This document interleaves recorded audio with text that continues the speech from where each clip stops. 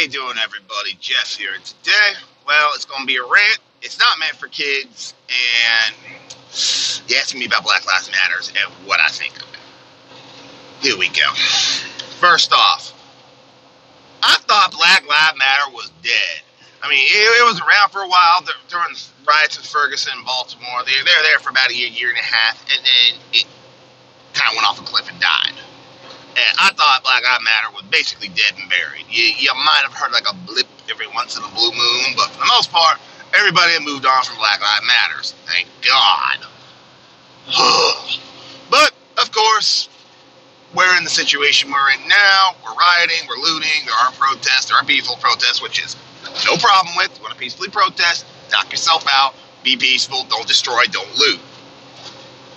But Black Lives Matter have come back louder and prouder, and it's like, God damn it. Why? Look, ladies and gentlemen, I do not support Black Lives Matter. I never have, I never will. Here's a picture of me. As you can see, I got some skin color. But it shouldn't define me.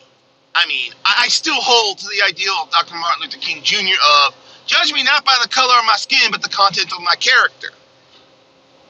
Because one of the things that Black Lives Matter is screaming about, and everybody who's adjacent and clapping and going, oh, I'm such an ally, and we need to fight systematic injustice and racism, and I'm just sitting here going, what fucking systematic racism are we talking about here?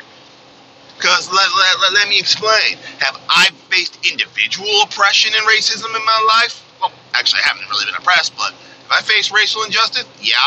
I've been called the N-word more times than I care to admit. I've had people of all different colors and creeds spit in my face, tell me I'm a terrible human being. Believe me, I've had it all done to me. And I just chalk it up to them people being assholes. Not the man is trying to keep me down, the man stopping me from getting opportunities. No. You can miss me on that argument. Miss me. I did not get the title of United States Marine because I'm black. I did not get any rank from private to corporal I was in because of the color of my skin. The first two, from PFC to up to PFC and up to Lance Corporal, I just got for time and grade. Everybody gets the Lance Corporal, as long as you don't fuck up and do something stupid.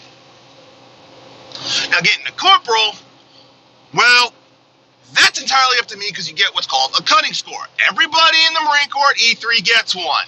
It's all judged the same damn way. You don't get special points just because you're black, just because you're Asian, just because you're white. Everybody gets the same fucking cutting score, and most of it is dependent upon you. Now, you do get some points for time and grade and time and service. Kind of how I got promoted to corporal because I got stuck at Lance Corporal for so long, but I'll explain that. You have your PFT, which is entirely up to you. I scored around a 240 out of 300. It was still a low first class PFT, but I scored a first class almost my entire Marine Corps career. But PFT is all to you. The rifle range. Everybody scored the same fucking way for the rifle range. It's all about how well you can shoot. It's up to you. That gets counted in. If you do any extra education, whether it's Marine Corps Institutes, Big Red Books, you complete and you get 15 points, you can get up a maximum, I think, 70 or 100. But that is all up to you. I didn't do it, so I didn't get that extra 100 points. Hey, my choice.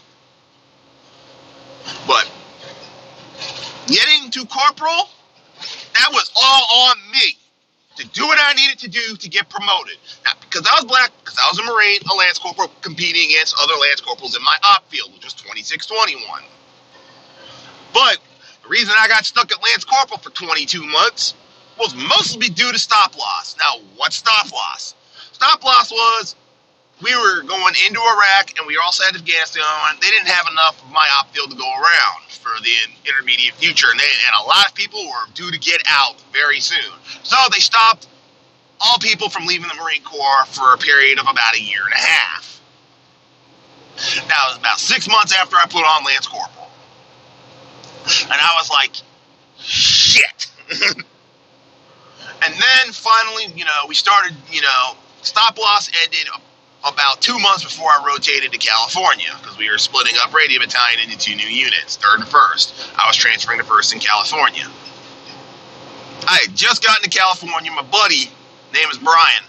He had gotten promoted the month before to corporal, but he sends me a text like, Charlie, check the promotion list. You're on it. I'm like, wait, what? So yeah, check the promotion list, and there I am, third on the list, promotion to corporal. And because when stop loss ended, like 300 Marines out of the signals intelligence field all left service. Like, and we're not talking all just let's go. No, we're talking like master gunnery sergeants, gunnies, staff sergeants, corporal sergeants. And like when one master gunnery sergeant leaves service, that opens up a yawning chasm, because that means 2 guys can get promoted to master sergeant, about 8 guys can get promoted to gunnery sergeant, about 20 can get promoted to staff sergeant. That's about 50 sergeant billets, and that's about 80 corporal billets. It's just this, it's one of those times when you want shit to roll downhill, because the 2651, we're all waiting for this master gunnery sergeant to retire, and he finally did, and everybody jumped for joy because promotion started coming in. So when stop loss ended in my op field in 2004, it was a yawning chasm that opened up. 2621s were getting promoted in lot jobs. Like, you'd stand for promotion in 1st Raiding Battalion for 4 months, you'd see 25 people getting promoted to corporal. About 10 getting promoted to sergeant. This happened for like 6 months till it finally stabilized. So, but the point of that whole rambling explanation is, I have never been systematically oppressed in my life. Because you know what, when someone says, oh, I've been systematically oppressed? No, that's just you blaming racism for your own goddamn laziness. That's what it tells me. Me, Mr. Jeff Shaw, Mr. Half-White, Half-Black man. And you're too goddamn lazy, you want the government to fix everything for you so you don't have to lift a goddamn finger. You don't want to do shit for yourself. That's what systematic, every time I hear the systematic term, that's all, folks. That's what I hear when I hear the term systematic racism. I am fucking lazy and I want to blame racism for my problems. As you see, folks, if you don't know about me, I've been homeless, living on the streets with my wife and my 2 little dogs. I've been there, done that. Not a fun time in my life. Lost everything. Lost my car, lost all my shit, except for a couple of clothes on my back. Damn near lost my dogs. Damn near lost my wife. Damn near lost my wife and my life. But I managed to crawl back from the brink.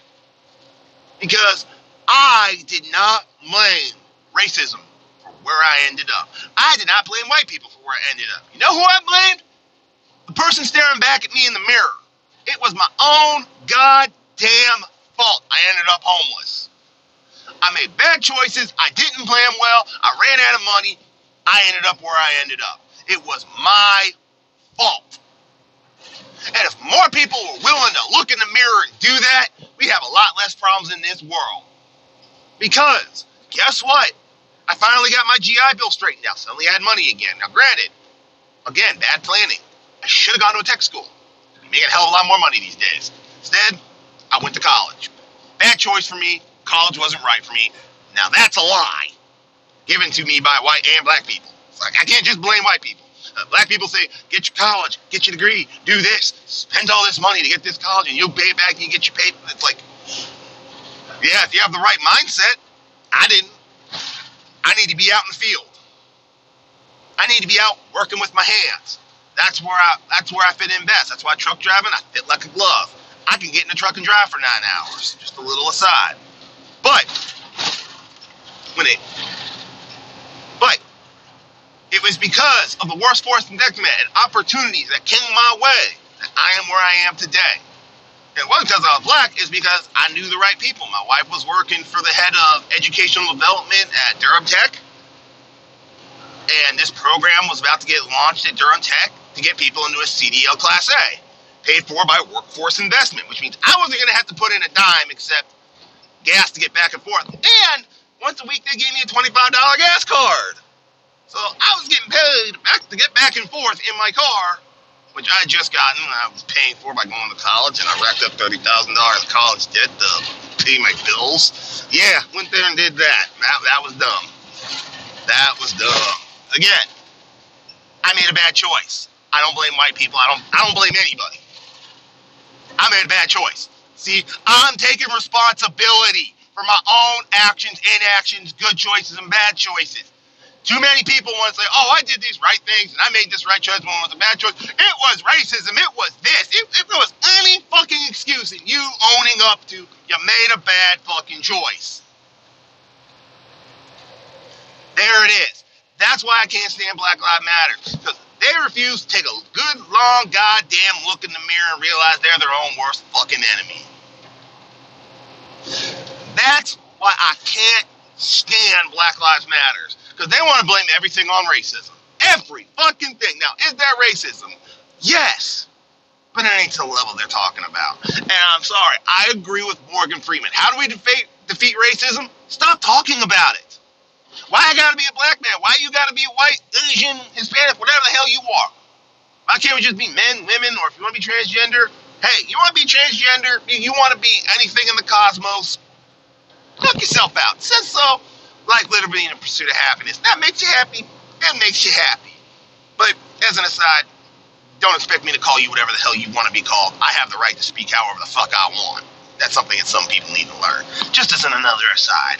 Another lesson brought to you by Jeff. But anyways, I will leave you with the grand old way the Marine Corps says it. And if you've ever seen Full Metal Jacket, you know where I'm going. There is no racial bigotry in my Marine Corps. I do not look down on.